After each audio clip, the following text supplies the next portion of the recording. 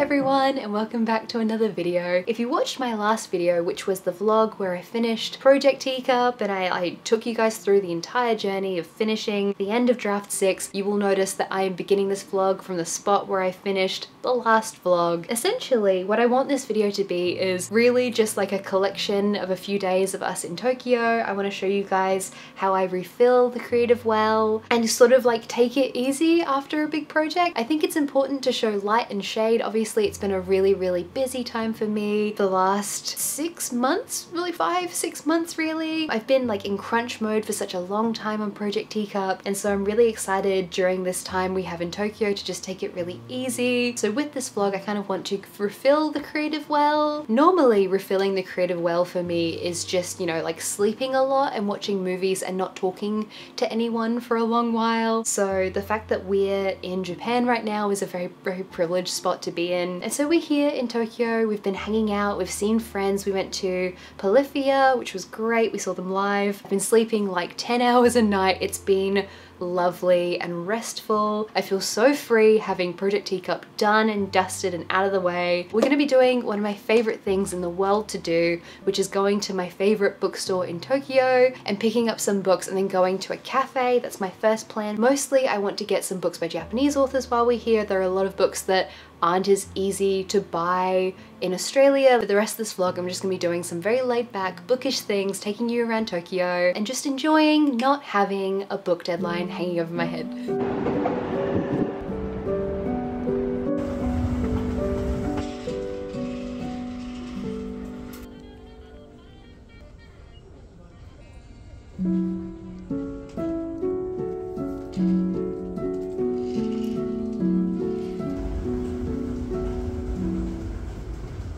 I'm very sorry if it's hard for you to hear me because I am right next to Shinjuku Station. I just wanted to stop really quickly and show you guys some of the books that I got. So I went to Books Kinokuniya Shinjuku, which is my favorite bookstore for getting books by Japanese authors in English. There's a massive section. It's basically entirely books in English. There's also books in German and Spanish and Vietnamese and a few other languages as well, but mostly English. So I got a little copy of Anne of Green Gables, 50 Sounds by Polly Barton, which is a book I tried to read maybe year before last year. It's a non-fiction book.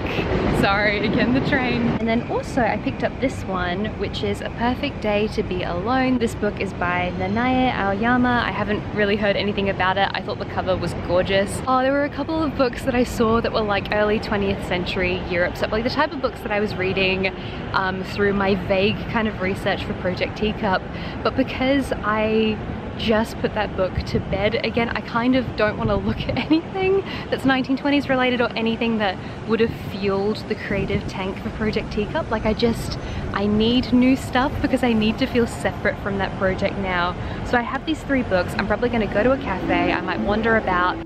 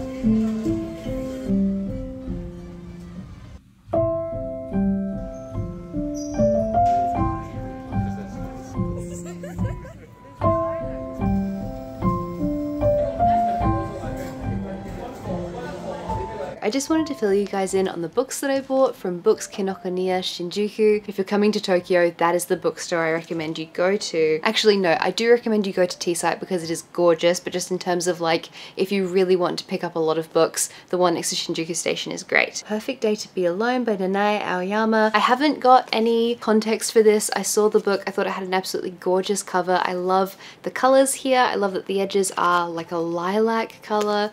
Very pretty. I think this is the This is the Books Kinokuniya edition, which is exclusive to them. I also got this little copy of Anne of Green Gables. I already have a copy of Anne of Green Gables that I love, but I'm starting to collect these little, I always forget the name of them, whatever, it says M on the spine, I've forgotten already, whatever these little blue and gold books are. I've now got Christina Rossetti's Goblin Market and also Macbeth in this style, and also 50 Sounds by Polly Barton. I started reading this book maybe 2 years ago. I DNF'd it at the time. I wasn't in the headspace for a non-fiction book like this, but this is a collection of essays by Polly Barton about her time spent living in Japan. It's really themed around the onomatopoeia of Japanese words. She's translated a whole bunch of novels from Japanese into English, and I've read a couple of her translations before. Maybe one of the Sayaka Murata, no, not Sayaka Murata, maybe one of the Scattered All Over the Earth is by Yoko Tawada. Maybe one of her books I've read is translated by Polly Barton. Anyway, this is a beautiful copy and I wanted to pick it up. I've just been reading away. I'm enjoying this one so far. Very, very easy book to read. Honestly, I've absolutely flown through it. I'm really taking a laid back approach to reading while on this trip. I've also read about 250, I think maybe a little bit less than 250 pages of 1Q84 by Haruki Murakami. I'm finally getting there, guys. I'm finally reading it. I'm so proud of myself and I'm really enjoying it so far. So I wanted to show you this little book, which is just a book in Japanese on the ocean. It's gorgeous. It has cute little illustrations in it and I think it is adorable. We went to the Nature and Science Museum yesterday, which is my favorite museum in Tokyo. It's probably my favorite museum almost ever. I did really love the Natural History Museum in London, although we didn't get to see very much of it. Tyler picked out this book. I actually got a t-shirt also. It has like the chemical compound for adrenaline on it and it says the museum's name. It's very cute. It's been a lot of fun and I've been really enjoying being disconnected from social media, and just now having finished Project Teacup, I am so tired, like I'm so exhausted, and I'm really loving just taking it easy and enjoying this trip and like not trying to maximize everything, not trying to maximize all of our days and, you know, like film everything, which is what I normally do on holidays. I vlog everything and I've vlogged holidays since I was like 19 and it was on my first trip to Japan, you know. But on this trip I'm enjoying just like disconnecting and like taking little photos here and there, but not even vlogging it really. If this video is a bit haphazard and all over the place, let that be indicative of the fact that this is me refilling the well. We do have some exciting stuff coming up in the next few days. We are going to be going to Disneyland, which I'm really, really excited for. I love Disneyland, which brings me to the sponsor of this video, which is Klook. Klook is an experiences booking platform with thousands of destinations across the world. We've been using it for the last couple of years to book mostly theme park tickets. We've used Klook to book Disney tickets before, USJ tickets. It's incredibly easy to use, really convenient, and it's a great platform. We for one have had a lot of trouble in the past with platforms not accepting foreign credit cards, not having availability in our currency, and Klook completely gets rid of all of these problems. Klook is available in over a dozen languages and it supports 40 different currencies as well. The prices on Klook are excellent and they regularly have discounts, promotional offers, and flash sales. As I said, I particularly love using Klook to book Disneyland tickets, so I'm gonna go ahead and book my Disneyland tickets right now. Honestly, if you've ever booked tickets for amusement parks overseas, you know it can be a bit stressful, so I just love that Klook takes out all of the hard work. You can download the Klook app to your phone. It only takes a minute and it makes the process even more convenient when you're out and about and exploring a new country. If you'd like to check out Klook, please feel free to click the link in the description down below and use my code to book your trip today. So those tickets are all booked. I love Tokyo Disney so incredibly much. There's something just heartwarming and very, very comforting. Like the first time I went to Disneyland, I was like 19 years old and it was Tokyo Disney and it was just beautiful. Like I didn't have Wi-Fi. I felt so disconnected from the world. It was just pure fun and pure joy. But anyway, let's go to Disneyland.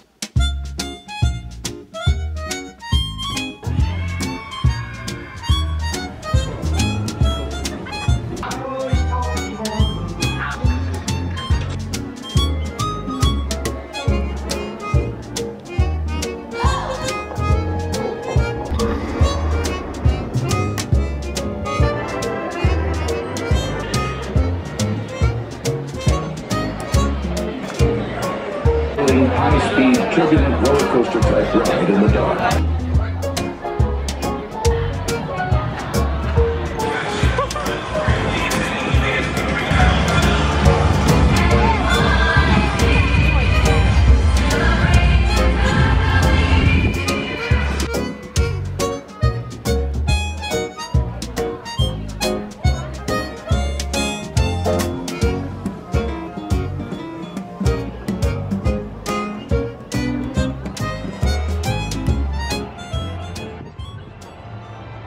today we're going to be heading off to Jimbocho, which is Tokyo's like bookish neighborhood. There's heaps of bookstores there, mostly secondhand books. There is one particular bookshop that I love, which is called Kitazawa Books. So we're going to be heading back there, hopefully looking at some pretty like antique books, some old-fashioned books.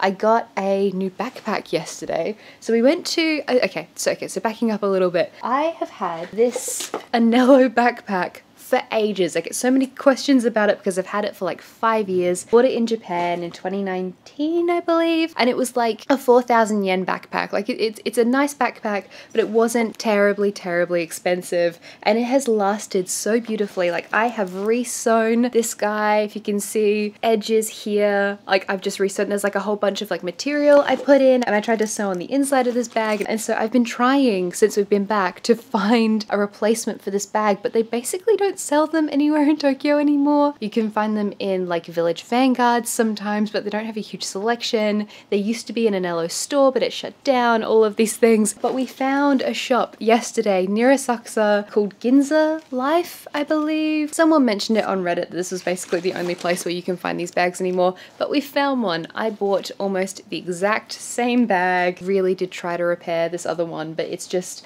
like the plastic here. You can see this pointy bit, like this stuff keeps coming out, and it actually ripped a hole in one of my pants. So like as much as I've tried to repair this, I can't keep repairing this. But anyway, let's go to Jimbocho. Let's go look at some books.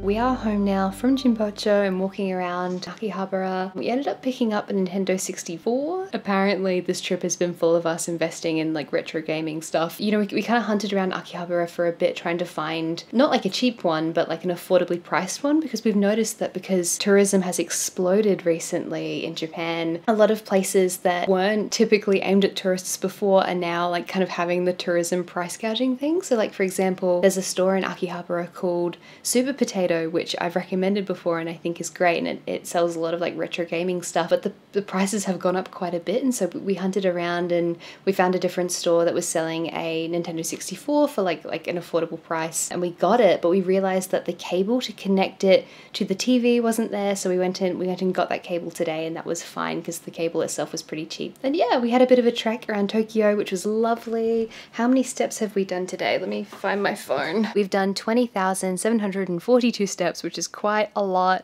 Whenever we're back here, we walk so much and I love it to bits. Our average steps since we've been here, 23,316. So that is a lot of walking. It's been really lovely wandering around, walking a lot. I find that kind of exercise is so good for my brain, especially when I've been working on a big project, because when I'm on crunch mode for a project, you know, I sit at home working long hours for such a long period of time. And so now having this time period where we're just sort of like away and exercising a lot and seeing people a lot has just been so good for my brain. I'm gonna snuggle down and do some reading. I'm gonna go back to the book. What book am I reading?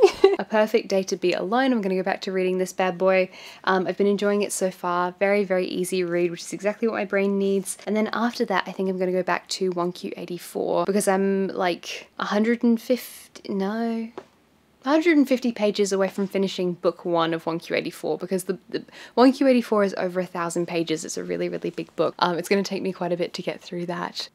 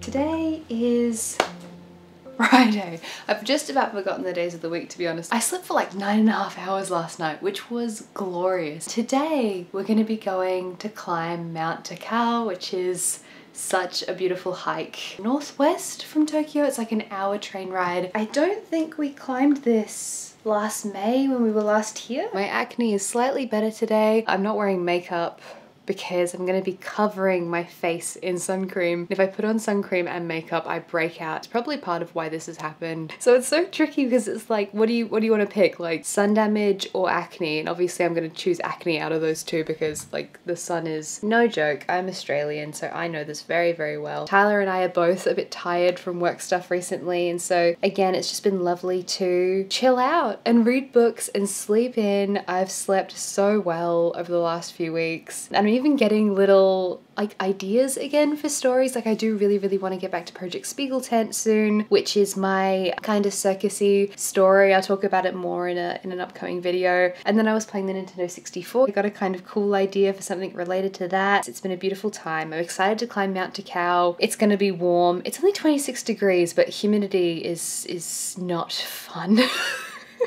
God, I hate the humidity. It'll be fun. Let's go climb Mount Tōkyō.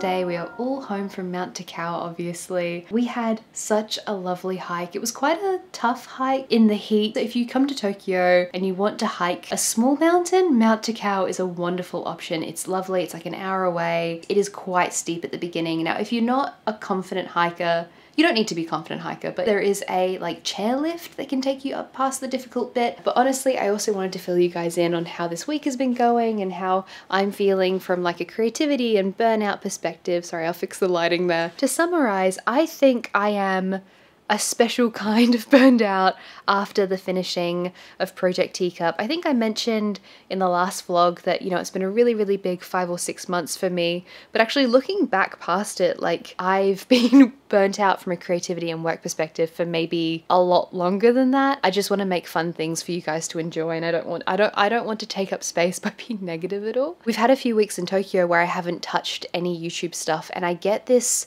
like creative itch where I feel uncomfortable if I haven't made something in a while, and I love YouTube for that. But there's also something to be said for the fact that if you make content for social media, you're on a kind of creative hamster wheel where you have to constantly put out stuff, and if you don't, you feel guilty. And you know, I make videos for YouTube as well as for Patreon, that there's so many things I'm constantly making, and I love that. But I think kind of coming to the end of draft 6 of Project Teacup, like my creative tank is empty. It is empty beyond belief. I've just kind of needed some time to just like not really think too hard for a little bit and to just chill out and relax, and I think that this time in Tōkyō has been wonderful for that. So it was very much accidental that I finished the book here. I basically finished the book in the Haruki Murakami library in Waseda. I actually vlogged that day on Patreon. It's just been really good to rest and relax, and as I said, refill the creative well. I've actually come up with a few ideas for stories, but I'm stopping myself. I'm like, no, you need to rest, you need to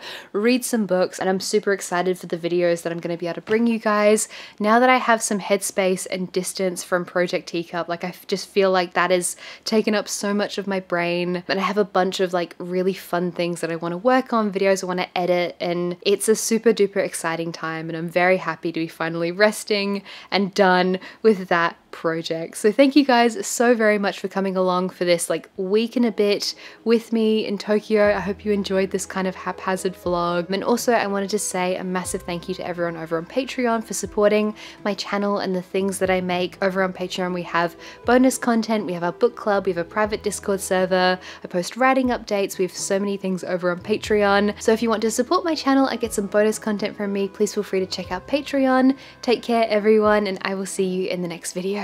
Bye bye.